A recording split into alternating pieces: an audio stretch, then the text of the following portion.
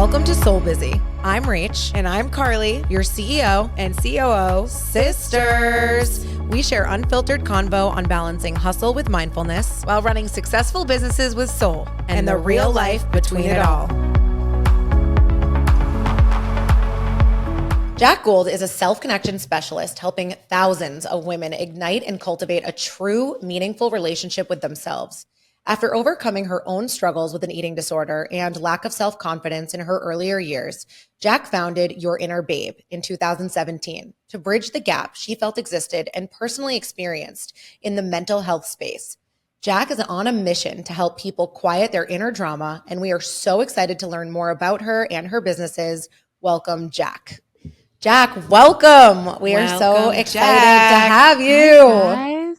Hi, I'm so excited to be here. This is so Welcome to fun. Soul Busy. You're trendy. Look at your outfit. You're so you're cool. cute. Oh my God. Really cute. Thank you. Thank you. You guys are cute. It's like, I don't have a sister. I have two younger brothers. I'm the oldest of two younger brothers. And I have a daughter. I have a 2.5-year-old. And I'm like, I just want her to have a sister. I didn't get what's that your experience. 2.5-year-old's birthday? She's January 10th. Mine's November 26th. I have a 2.5-year-old too. No way. Oh your daughter's tall. Well, that's so fun. She's I was so looking tall. at her Everyone thinks she's older. I would not have thought she was 2.5. Mine's like the fourth really percentile. She's really cute. Yeah. Thank you so much. No, she's really tall. People think she's like 3 years old. I'm really tall. I'm 5'10.5", and my husband's like 6'4". So we're just tall people. There you go. There we go. And I was like very short. 5'1". Okay. There you go. But like same age, but isn't that such a fun age? Like they're my people. God. The best. I was just showing the team that my daughter this morning told me she wanted to pack a bag of toys for me for work. And she packed me a painted plastic dinosaur, a mini version of Simon, and a statue of a raccoon. So that's what I brought to work today. Yeah. Great. I love Simon. So sweet. Yeah, no, that's the cutest thing on the planet. Yeah, my daughter likes to get ready with me. She was like, makeup? Can I have makeup? I'm like, I don't, yep, sure. You do whatever you want. So then it gets everywhere. It's like all over her. And I'm like, this is so fun. We love that. We love mess. Yeah. It's great. Get a little, I'm all about the mess. I'm like, get a little messy. I'll dip you in some water. We'll be fine. Yeah, it's cute. It's so cute. I think it's worth noting to the viewers that we don't actually know each other yet. At all. We don't know each other at all. And we were connected through it's our first time talking today. It's totally fine. And it's great. But I think that that's interesting because we were able to see from your businesses and your content and through mutual friends that we had so many synchronicities in, our worlds. And so I'm just so excited to have a conversation with someone I actually haven't met before and just see how it kind of like explodes. So I feel like we're in for a great convo today. Yeah, me too. I was hoping that you could just start by talking a little bit about you, yourself, your background, but then also kind of going into what is a self-connection specialist. Yeah, for sure. So I'm Jacq Gould. Thank you for having me. I used to call myself a mentality coach, honestly. And I recently started calling myself a self-connection specialist. And I stopped calling myself a coach because I just feel like everyone can kind of do the coaching thing. I really pride myself on helping women cultivate a true, meaningful relationship with themselves. To me, that is like the most important thing that you could possibly do for yourself. It's the foundation of everything in your entire life. If you think about it, it's the reflection of everything. It starts with you. It always starts with you. And for me, I battled an eating disorder all throughout my younger years, high school, college. I just didn't have that relationship with myself, and my life very much reflected that. And I hit my rock bottom when I was a junior in college, and I went to an outpatient program. Ultimately got really great clinical help, but I would leave that therapeutic setting and I just still felt alone. Like I felt there was something missing. I didn't have that person who was really going to hold me accountable and help me truly see myself, help me make the change that I knew I deserved to make. And so fast forward, I graduated college. I got healthy. I did. I took my life back, but I tried on a few other career paths for size, and those careers just weren't it. And I had this conversation with my Grammy, who was my person, and she kind of pulled it out of me. And I realized that if there was going to be something that bridged that gap, it was going to be something I created. So I created YIB in 2017 to become the person that I needed and to be that person for other women. I really genuinely believe that I'm going to call it a gift, but I have this gift. I feel like I see women before they can see themselves sometimes. And it's like my job to help you see yourself. And it's like the greatest job in the world. It's amazing. That's so cool. I love It that. is cool. I love that you were a part of your own story. So Same. you can speak from experience. That's really awesome. Absolutely. Yeah. And that's amazing that you got healthy on your own. That's awesome. Well, Yeah, go ahead.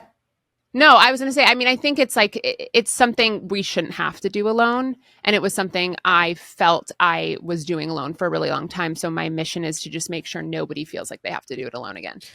A lot of women do feel alone in like the things that they feel. And that's why it's hard to also speak to your friends, because you're never like, do you understand? Because I am the opposite. Like, I think sometimes I struggle with like binge eating. And like, I like to feel alone. It's like this weird thing, because like I'm embarrassed for other people to know. But ever since having this podcast, I felt way less alone because I talk about it. And like, I know other people feel the same, because people will message me and they're like, I feel the same way. That happens to me all the time. And I'm like, oh. And people are going to laugh at me, but TikTok changed my life in that way, because I like saw people in 2020 like post things about their eating disorders or things they felt in their body. And I was like, oh my God, I am not alone. Absolutely. No, so as a coach or as a specialist, like what I do, I work in group programs. That's all I do, is either retreats or groups. And I do that because of exactly what you're saying, like the power of sharing. There's so much power in that. You have no idea what you could say to someone or just say out loud and what that would do for somebody else. Because I also battled with binge. I restricted for a really long time. And then when I moved to New York City for college, my eating disorder totally flipped and I started binging. But it's a total isolating feeling. I mean, like you're doing that by yourself, and to then start to talk about it, to then be able to relate to people is, I think, unmatched. It's the most unmatched feeling to feel seen through the lens of somebody else's story.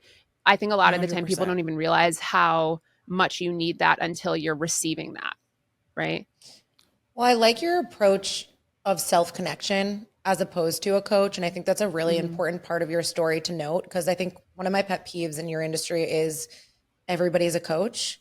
And I'm like, what did you do to deserve that title? Like when I was really young, I started my business when I was 18. So I knew like I needed some form of mentors, and I've had many. And when I was looking, the first question I asked the mentor or the coach was, why do you get to be the coach? Like, what is your street cred to say that you can tell me what to do? Because if you haven't done something 80 steps ahead of me, I don't want you to be my coach. So, it's not, I don't need like a cheerleader. I need somebody who has been through it so that they can explain to me. But also I wanted to touch on something else, which is when you said, healing alone. And it's funny, I had another mentor who sadly passed away, and she had a very severe eating disorder. And I was working with her during that, and it was really hard and really sad to watch firsthand. And she went in and out of rehab and in and out of rehab and in and out of rehab, and could never get to the root of the why, right? And I think we talk a lot about being the witness on this podcast, is like, are you the witness to yourself? Are you the witness to your feelings, to your actions? Are you connected to the why am I feeling that? And I think if I dawned on me as you were talking that, like, I wonder if she had somebody like you, if it could have saved her life, and it's very serious. No, it's very important. It's an important topic, because I think she couldn't self-heal. She couldn't get herself out of the constant loop of getting in and out of that phase, Well, finding someone who was in your shoes too, that's like confident enough to speak about it. Like, you feel like you're confident enough to speak about it. Totally. So and that to me I got the chills when you also said that about Alexa. 'Cause like, I wonder if she wasn't alone, what would the outcome be? And it's sad, but that's why we're speaking on it. Well, no, it shows that there's a gap, and it shows that your industry, there's such a gap, and it shows that your self-connection can help, So I think I really commend you for that approach, because I do agree that, like, I'm big on meditating. I'm big on slowing down to speed up. And I think if you can get in touch with that third eye, and if you can get in touch with the emotion, you can heal, essentially you give the people the tools to do that. Yeah. That's what I want to do every day, is give you the tools. I want to actually empower you to become your own self-connection specialist. Because at the end of the day, like, you are your best self-expert. You know yourself better than anybody else. I can hand you the weights all day long, but I can't lift them for you. And like, my job is not to keep you around. Like, you're not supposed to need me forever. It's to empower you to do it by yourself, but I'm always here for you because you're not alone. And I think, I'm like listening to you talk, and I'm so sorry that you had to experience that with her, because I know, I just think about, what my family had to experience, or just, it's hard to be that witness just for somebody else, but also very, very hard. Yeah. It's because really I didn't hard, know to say something or not when I would see it. It's a touchy subject for you Well, don't want to be in. There's explosive behavior there too. Absolutely. And I you're was the such inferior denial. person. Yeah, 100%. Yeah, absolutely. If somebody would have confronted me, if we want to call it like confrontation, confronted me about it while I was like active in it, I would have flipped out. I couldn't talk to my mom about food for years and years and years and years and years, because it was just like such a hot topic. But I think what's so important about, just to like circle back to what you said about coaching and how it's like just an unregulated industry, and like what makes a coach, what makes a coach the coach that you want to work with. I think it's a person who's going to walk their own walk, and it's a person who's going to own themselves, right? Like, I would never ever have somebody do something that I wouldn't do myself, or use a tool that I don't use myself. Everything that I have people do, I'm really intuitive, and it's something that I've actually been working on strengthening for the last year, and owning, honestly, like being able to channel what other people genuinely need. Like, I sit and I meditate before anything, whether it's a group, before a retreat, workshop, anything. I sit and I get what is needed, and I make sure that like I download it 100%, and I make sure that I bring it to the people who need it. And I just really pride myself on walking my own walk. I will always put myself into the fire first. That's leadership, though. That's the thing. I was just going to say, like, it's operationally, it's management. It's management, it's leadership. It's like what makes a great leader. Like, we say that all the time, and it's a lesson we have to keep learning over and over again. It's like, we're not going to tell someone to do something unless we've done it ourselves, felt it, touched it, experienced it, and then can hand it off. Otherwise, it's going to be a poor delegation. To your point, if somebody has to keep coming back to you, then you didn't do your job right, or you didn't give them the tools that they needed. And that's like an on you thing, So I think your approach is perfect. Well, I'd like to pivot to something really quickly. So we ask every single one of our guests, why are you soul busy? Soul busy means something similar or something a little different to each person. It's obviously the name of this podcast. So I want to ask you, why are you soul busy? I love this. I love soul busy. I was thinking about this, and honestly, like, when I think about busy, right? I think there's like such a toxic connotation with that word busy, because we, especially where we live now, like in the society that we live in the social media culture, we're like seeing people's highlight reels and thinking we have to do what everybody else is doing and comparing. But when you think about your soul, right? Like, if you're following your soul's mission, like, that busy feeling is like the most gratifying, fulfilling feeling ever. And I feel like I live and breathe soul busy every day, because I'm doing what I'm supposed to be doing. Like, I was a performer my whole life. I thought I was going to be on Broadway. Like, I thought that was what I was going to do. And, now by the time I graduated college, after having battled with myself the way that I did, like, I wanted nothing to do with performing anymore. But now, seeing just the trajectory of my life and like kind of watching the path of the through line of everything, like, it makes sense how I ended up here, and everything kind of comes together. But what I'm doing now, like, is my purpose. And it is, other than my daughter and my husband, it's what gets me up in the morning. Truly. That's so, like, one of my favorite answers I've heard. Oh, really? I really like, because I like the way you described. It's almost like a defense mechanism, soul busy, for me sometimes, because a lot of times people will come to me and they'll be like, oh my God, you're going to crash. You're going to crash. Like, one day you're going to crash. And it's constant, because like we run multiple businesses, there's a lot going on. And they're like, it's inevitable. You will crash. And I've had people say that to me, and I'm like, I won't. And I know I won't, but why do you think I will? You know what I mean? And I think you answered that question, is that like every action that is filled in my day and all of our days is something that is fueling us from an internal, intrinsic perspective, where we are gratified. Like, we are, our bucket is filled and we're happy, so I'm happy to be busy as long as I like what I'm doing. Totally. Well, you're listening to yourself. You're exactly. I mean, that to me is connection in a nutshell, right? It's like being connected, and it's being in a healthy relationship. Yes. I was just going to ask you, like, what does it mean to be connected to yourself? Because Yeah. for like the people that are listening to us now, like when I first initially like was looking into you, like to me, it's like confidence. It's like instilling like what you want and who you want to be with and what you want to do and like knowing that you have it within you. But then I was like, there has to be a deeper meaning. It's not just about confidence. So I'm very curious to know. For sure. I think that's a really common misconception. I think people really like confidence also is a buzzword, right? You like want self-confidence. I think everybody wants self-confidence. I agree.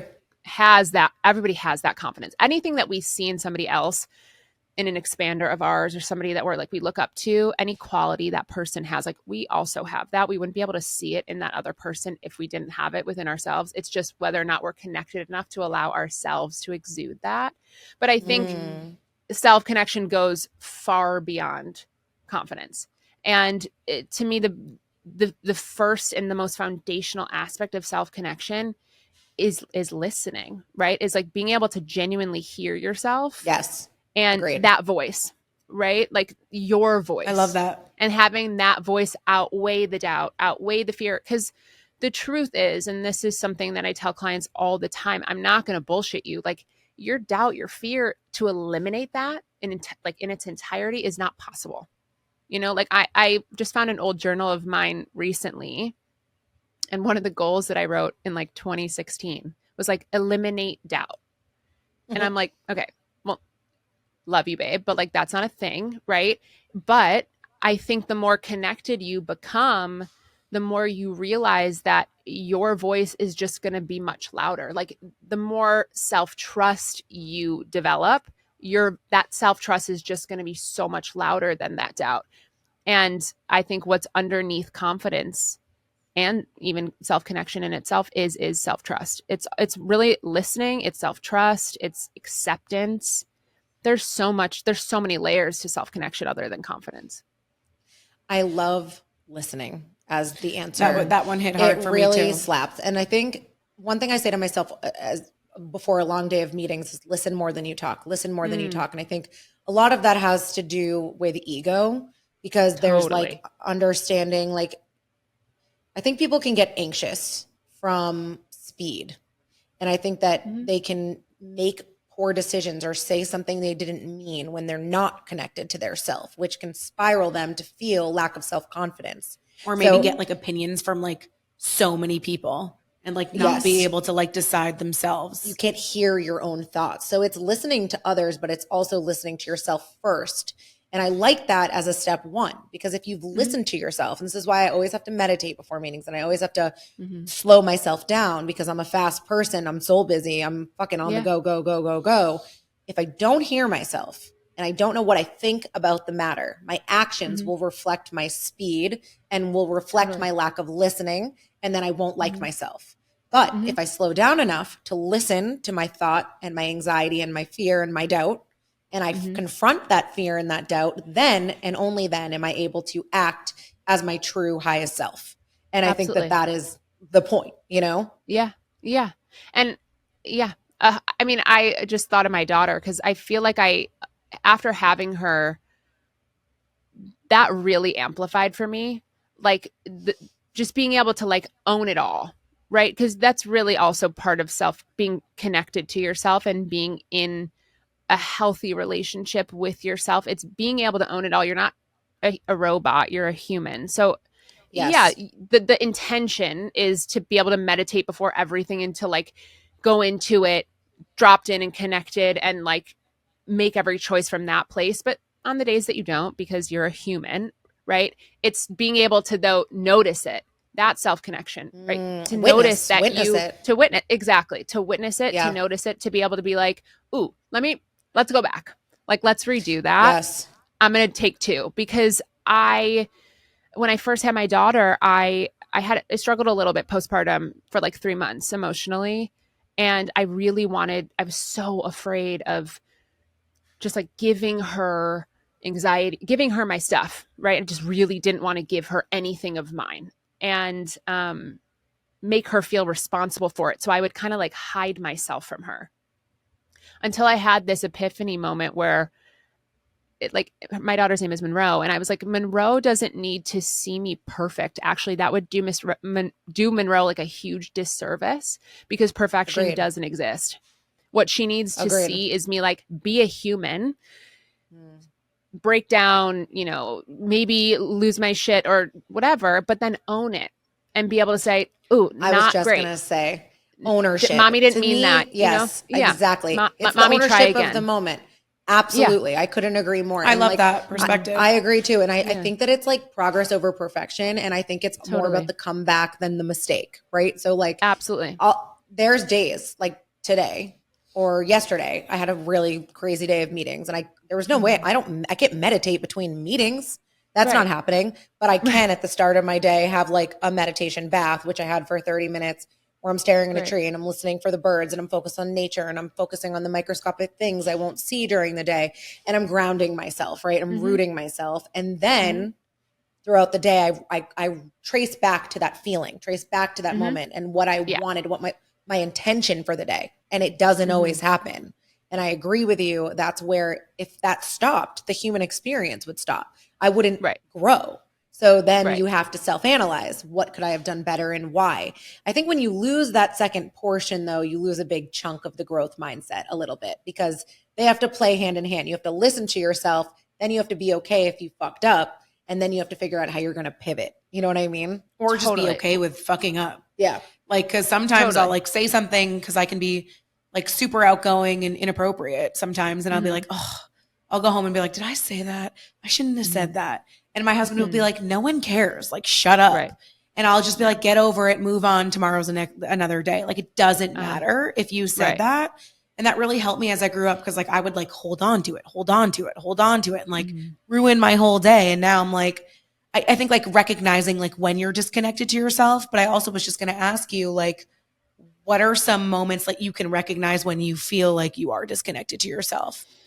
Me personally, or just in general? Like in general, of disconnection. In general, yeah. Like symptoms of disconnection. What is a symptom of disconnection? Yeah. Well, you guys it's funny. You're describing a lot of them. Like, as you guys are talking, I'm like, that's a symptom. That's a symptom. That's a symptom. Oh. Like, there you go. So I think overthinking is like a huge one. I get like a ton of overthinkers. People come to me and like they get stuck in a spiral and they like can't let it go. And like, then that kind of jumps into anxiety, and anxiety weighs them down. It's so anxiety, overthinking. It's that like general feeling of just being stuck, right? Of like, I don't know where to go. Like, things feel cloudy because you're not listening. There's so many unanswered questions, and it's kind of like where they feel so big. Everything feels so big, and the stakes feel so high, even if it's like not that big of a question, right? But like, what do I want to do with my life, or where do I want to live? Those are big questions. And if you're disconnected, I mean, forget about it. You're not going to be able to answer those questions. And people are searching. Searching is a big symptom of disconnection. If you're like outsourcing for answers, looking completely to everybody and everything else to like get what you need. There's a lot of things too that can contribute to those symptoms of disconnection, and like things that happen that just cut us off. And I'm a big believer that our life is kind of mapped out for us by this like array of destination points before we're born. This is just what I believe. And I agree. We're going to hit fated people. Like, we're fated. This was fated, right? This conversation today, fated people. You're going to, hit fated opportunities, but also inevitably you're going to hit fated moments of disconnection. And it's okay, right? Those have to happen, because it isn't about being disconnected. It's about what you do when that happens. It's about how you show up for yourself. That is a relationship with you. And that's what I strive to do with people, is just teach people how to continuously come back to themselves. And that's my mission, because from the second you're born, you're not taught how to be in a relationship with yourself. We're literally never taught. We're just supposed to know. It's like you're taught how to be in a relationship with other people from your siblings. Like, you guys were taught how to be in a relationship with each other from the second, like, you guys were together, your parents, your coworkers, as you get older, your friends. But like, we're just supposed to have this innate knowing of how to be in this healthy relationship with ourselves. And we don't know, and it's a skill. And it's a skill It is that a you skill. can learn. That's Yeah. what I was going to say. Well, it's something from you must get taught that from like your parents too, because if they're disconnected, you're going to be disconnected because you're not going to learn That's that. the human condition. Yeah. So I love that you just said that to your daughter, where you were like, "Mommy didn't mean this," or "This was an accident." Like, she's going to understand that like that's okay, and that's normal. And I love that so much. It's interesting. I want to point out two things you said. So I often bring myself back to this concept of like yoga is a practice, breath work is a practice. And I love the word practice because it means that you're always practicing it. And so it's, you're not going to reach enlightenment. Otherwise you're dead, right? It's not, that's not the goal. The goal is just continuously progressing. There is no end point. So it's just like, I love this idea of like, you practice self-connection. And I do think I live that, and I am constantly in my head visualizing what is the next self-connection level I can get to. It's never perfect. It's never a perfect ebb and flow, but it is always about the recognition of where you dipped and why, and then how can you rebound from that. Owning it. It's the ownership of it, And I think one thing I'd love for you to explain, not everyone's going to be able to hire a self-connection specialist. So like, what is your advice, top 3 tips for someone who might feel like they are disconnected from themselves? Like, what are things people can do? I'd say like my first piece of advice is audit the way that you're speaking to yourself. It's like the biggest language. I mean, like, we're so unaware a lot of the time when we're disconnected of how mean we are, and how unproductive that narrative is in our mind. I know when I first started on this journey with myself, I was living in New York City, and I was like, I'm just going to start to pay attention to this talk track that I have in my mind. And it was constant. Like, I was constantly saying something mean to myself. And I promised that every time that I heard it, I would, I started to use this, like what I would call like a disruptor. And I say, drop it. And I still use it. I don't have to use it as much anymore, but if I do, like, I'm a human, I say, drop it. And I would walk down the streets of New York City and I would just be like, drop it, Jacq, drop it. Like, and people probably thought I was insane, but like, it was New York. I was like, this is the place. We do that. We say cancel clear. We're like cancel clear. Love. And now I'm literally, it looks like I have like a disorder because I'm like, cancel clear. No, honestly changed my life. No, actually, people are like, are you shields up or shields up, cancel clear? Yeah. I was like, drop it, Jacq, drop it. And then that's part of it. Like, you're a dog.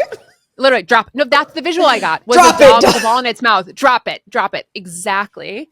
And I like that. I would meet it though with something more productive, something a little bit kinder, right? And at the time, like, it was much harder for me to pull that out. So it could literally be like, I like your hair today, Jacq, or like, you have beautiful, like, you were nice to that person. The thought. Exactly. Because it's changing the impulse. So just start there, audit the way that you're speaking to yourself for real, and try to drop it or cancel clear, like, just start there, drop it. And then I'd say start making promises to yourself, because I'm a big believer that confidence is rooted in self-trust. And the way that we build that self-trust is by doing what we say we're going to do and showing up. So start by making promises to yourself, and they could be the tiniest promises. Like, they don't have to be that big, and you can get gradual and grow, but they could be like, I'm going to drink more water before I go to bed. I'm going to hydrate more. I'm going to drink more water. So you fill the glass of water and you put it next to your bed, and you get in bed after doing your skincare, and you like drink the glass of water and you go to bed, and you wake up the next morning and you look at the glass and it's empty, and you're like, oh my God, I drank it. Like, I did it.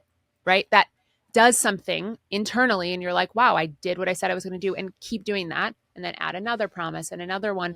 And you're going to build this foundation of self-trust. And obviously, the bigger the move, right, the more you feel that. I just made some like huge moves this last year that I was terrified to make. Terrified. Like shifting dynamics in the way that I show up in relationships, and really standing in boundaries, and I was terrified, but I did it, and I knew I had to do it. And I've never been more secure in who I am, and more confident in myself, and more trusting in myself, because I did that, because I made those That's moves. awesome. Totally. But I worked up that way, right? Like when I first started this, it was like, I'm gonna shower. No joke. So we got there. But so audit the way that you speak to yourself and make promise to yourself and keep those promises. And then I'd really try, this one might make people a little bit more uncomfortable, but we love that. Stretch yourself. It's through the discomfort that you're going to gain something. But I'd stop in front of the mirror at least once a day, whether it's like while you're brushing your teeth, whether it's like you go to the bathroom in the middle of your workday and you're washing your hands and you look up and you really like catch your eyes and you spend 5 seconds in direct eye contact with yourself. That's it. That's it. Because I can do that. Yeah, just start there. It's really ignites that connection with you. And you'd be surprised how many times you pass a mirror and like really don't spend time with yourself. It's about think about that. Relationships. Like they're built on loyalty, they're built on trust, they're built on communication, and they're built on like quality time. Got to spend that. You got to do that stuff with yourself.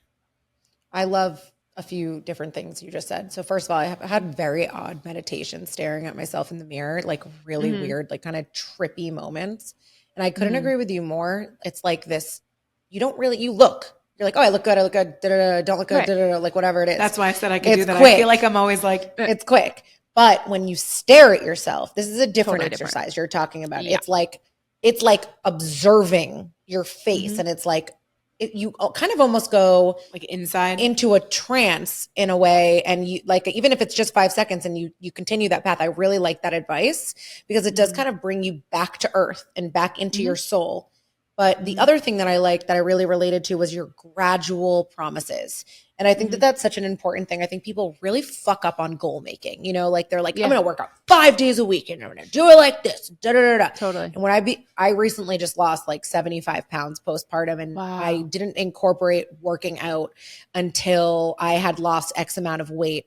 And I refused to do that. I was like, I will work out 1 day a week.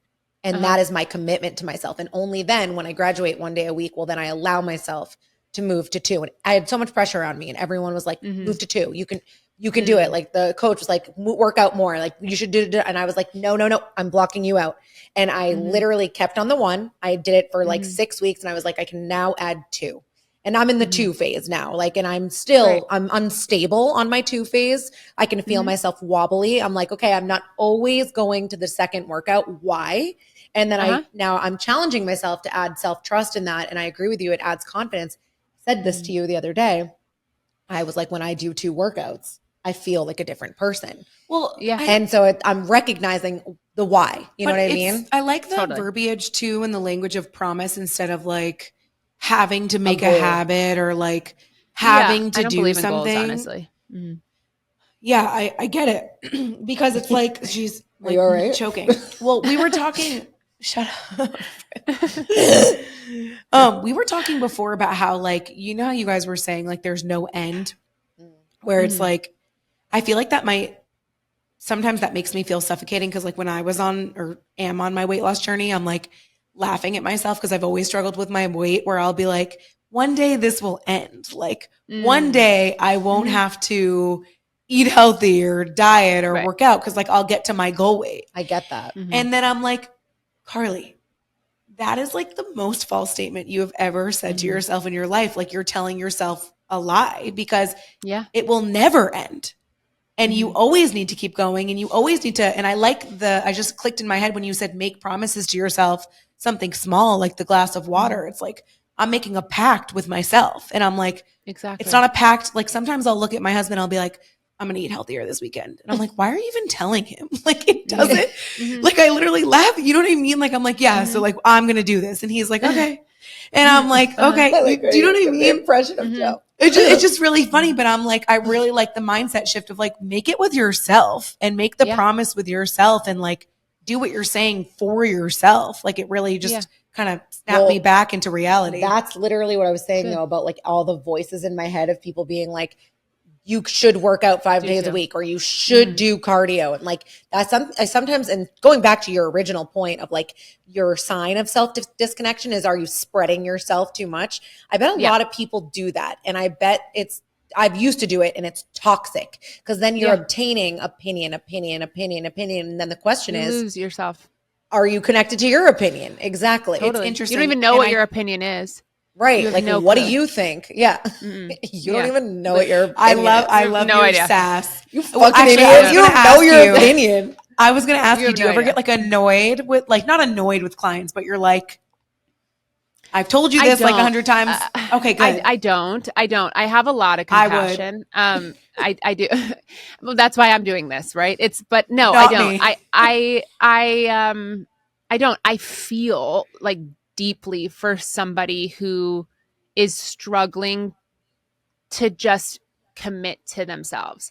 Because truly, like, that's really what it boils down to, is it's like, if you're going to be like, we want to be like this epic person for somebody else, whether it's a partner or a friend of ours or a sibling. Like we all strive to be like this loyal, incredible, reliable, trustworthy person for somebody else. But like, what about us? Like, our relationships are a direct mirrored reflection of this one with us. Those relationships matter so much. And like, having an accountability partner matters. Like, saying out loud to somebody else, like, I'm going to do this. That's great. That matters, but that's bonus, right? Like, let that be bonus.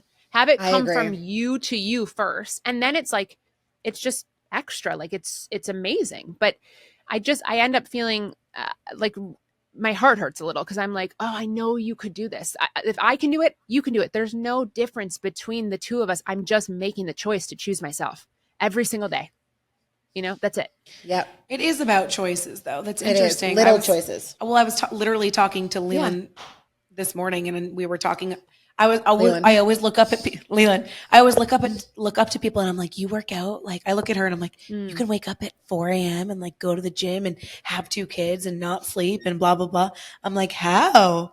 And then like, I'm like, because she chooses to. Like, it's not like this magic pill, that someone gave you that was like, I'm going to work out at this time. It's not. I know. It's literally just that somebody's choosing to do it 100%. Right.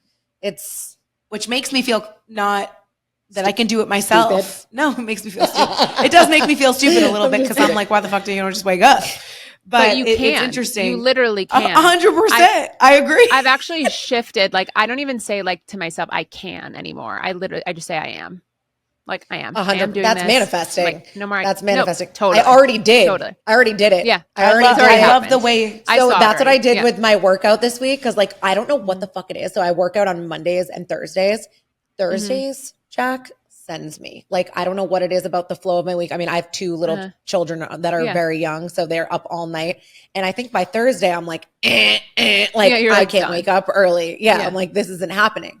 And I have to like talk myself up to get there and to do the workout on that morning. And I have to prepare myself on Monday to say, I have already completed these 2 workouts this week. And I have to think that and manifest that so I can get to it. It's not easy. It's like constant work. But I wanted to ask, nothing worth having is easy. Like, I know that sounds like an Instagram caption, but it's the no, truth. it's like true. nothing worth having true. is easy.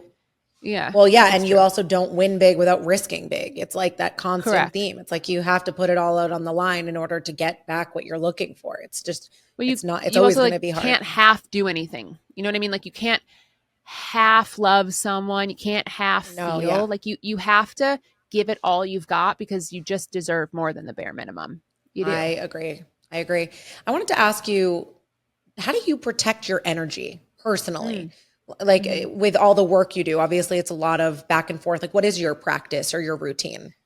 Yeah, it's evolved as I've evolved, for sure. And now that I do bigger things, like the retreats that I run are 3 days, they're 40 women. It's a lot of energy, and I'm the only one obviously up in front of everyone. And I'm really in it with people. Like, it's a big thing about what I do. Like, it's never just like me up in front of somebody telling somebody what to do. It's like, I'm in it with you. And so it's a lot of energy. And so to protect my own, meditation is huge for me. I can sometimes meditate a couple times a day, but usually before I go into anything, and this might sound like goofy, but it is my thing. I am like huge with butterflies. They're my spirit animal, but I visualize butterfly wings, like straight up protecting me, like blocking.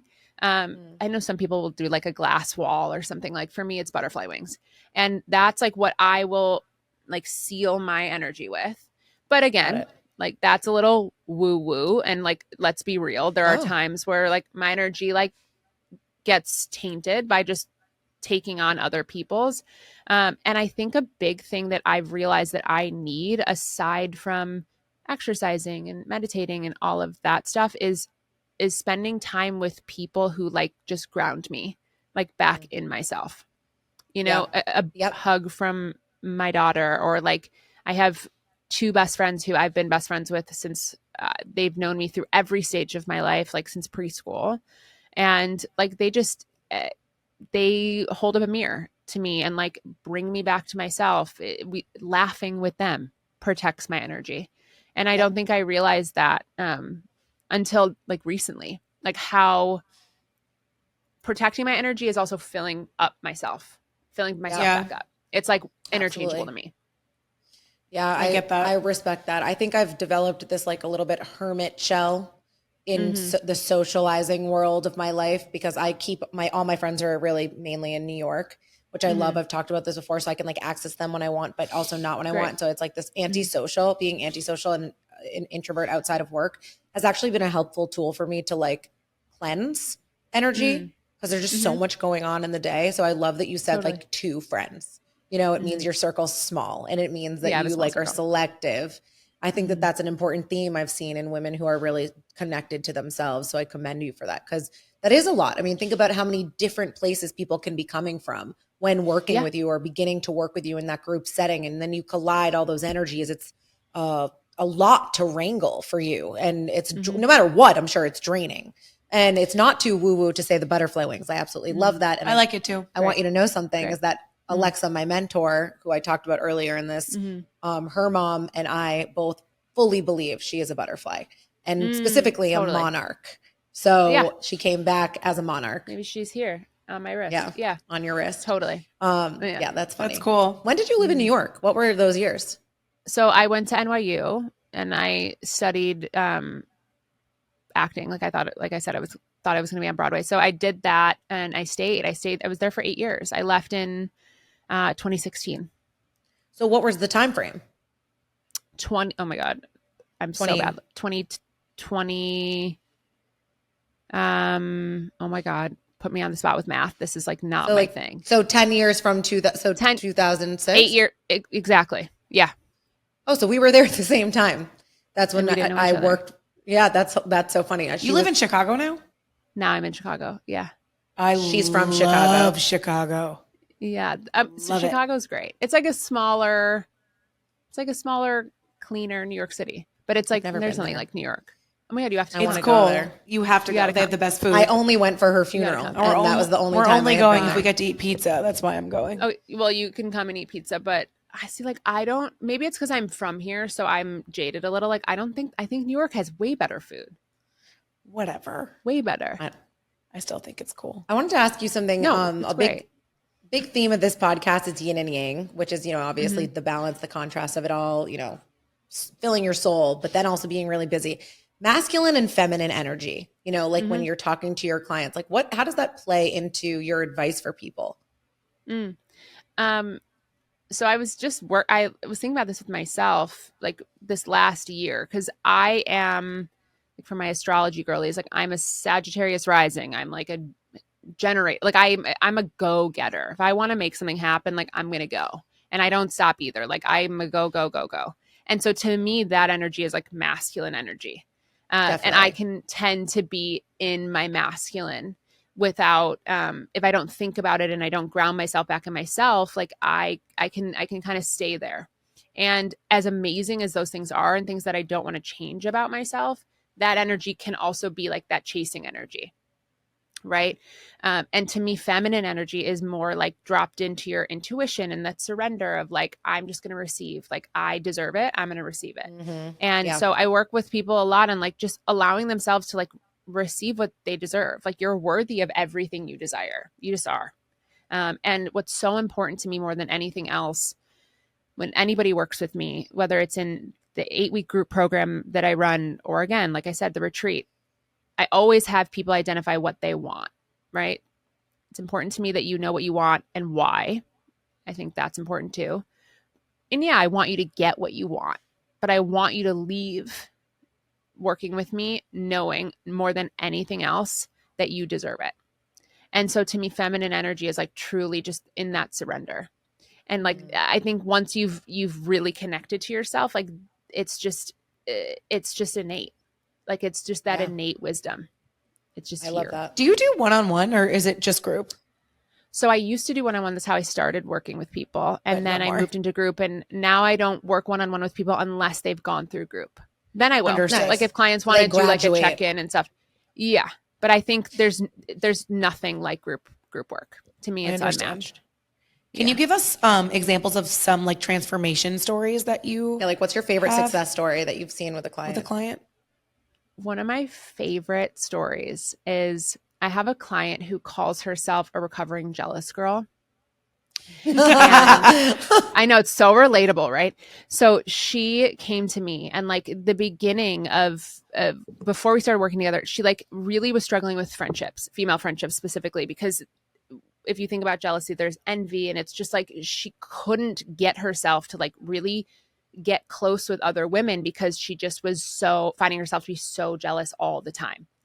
And to me, I was like, that's just a symptom of disconnection, right? It's a symptom of not feeling worthy of what you genuinely want for yourself. It's being stuck in that comparison headspace and seeing comparison as something that's negative, as opposed to like, oh, this person has something I want. That's a beautiful thing for her. I can have that too. So we started working together, and over just the course of working together, like she's like, I literally just like dropped jealousy. Like I went from like the jealous girl to the hype girl. She dropped it. Yeah. Jealous girl to hype girl. Her relationships just totally strengthened like tenfold. I'd say she has more female friends now than ever. She's married now, but she wasn't at the time. And I remember her calling me one day being like, my boyfriend is like, why don't, like, I feel like I never see you anymore. You're just like always with your girlfriends. Like, what the hell? And I'm like, that's a good thing. Like, we just totally changed everything. So I think I love that story specifically because everyone can relate. If we're honest with ourselves, I think to that being stuck in that comparison headspace. Definitely. And social media does not help. Not help at all.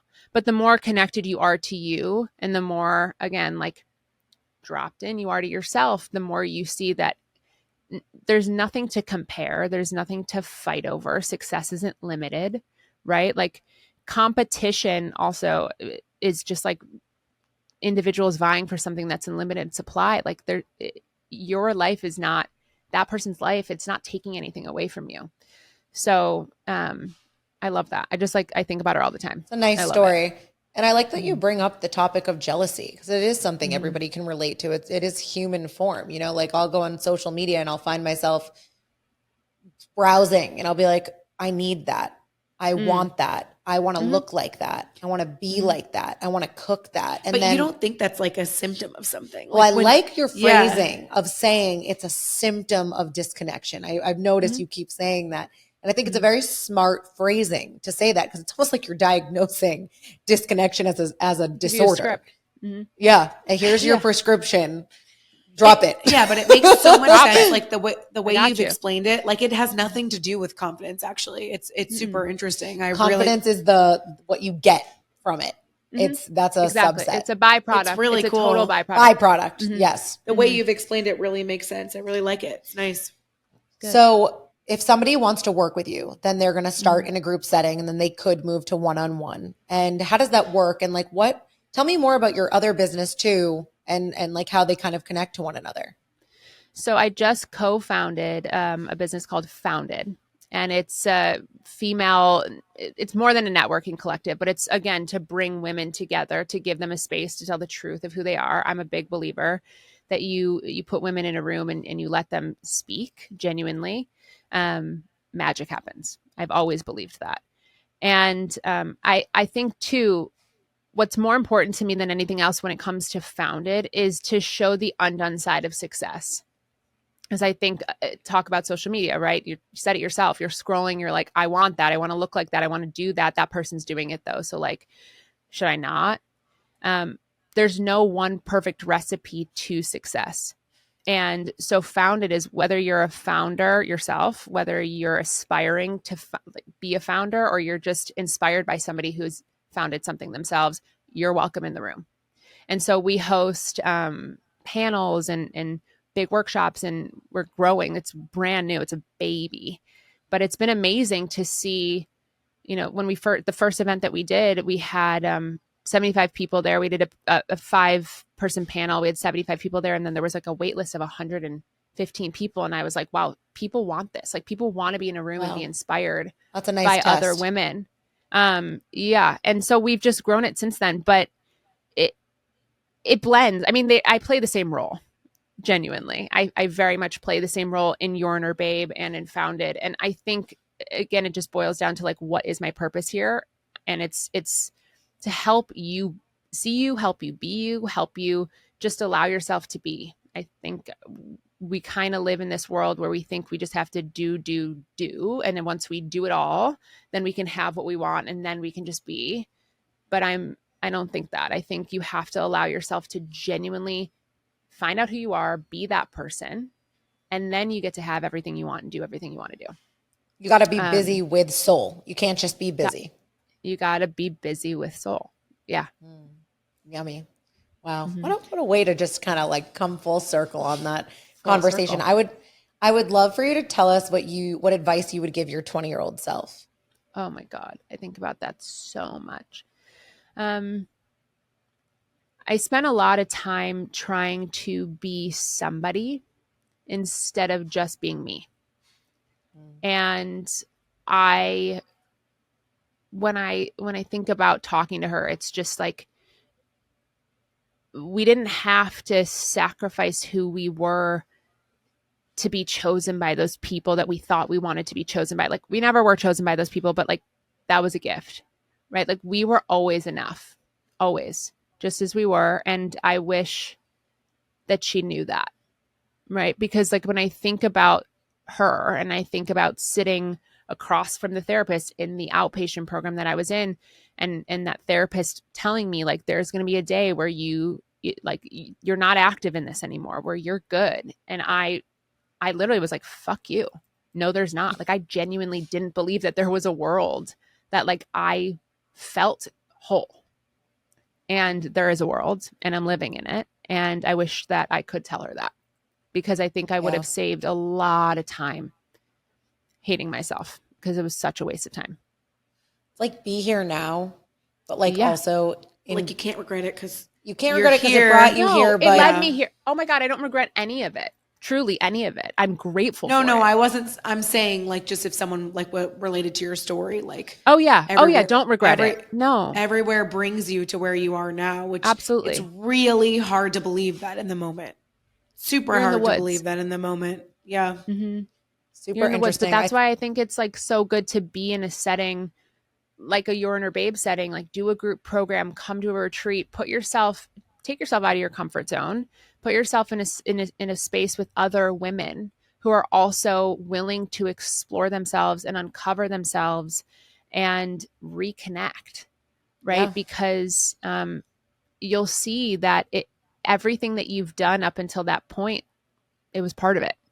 And there was a genius that's inside of you that got you to that point, whether you want to believe it or not. Like you got here and you were supposed to be here, and it might not look exactly the way that you want it to look yet, but it doesn't mean it won't. It just means right now it looks the way that it's supposed to look.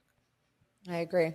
Just being present in that and just accepting the now, and then knowing you can always amend the future and having faith in that. But creating a space for people to not feel alone in that way too. Cause like special. I don't know if there's like certain age groups or if you get like maybe people all over the place in age for your all over. Group. Yeah. Yeah. But like finding different friends in your lifetime. Like I've found so many different people that I never thought.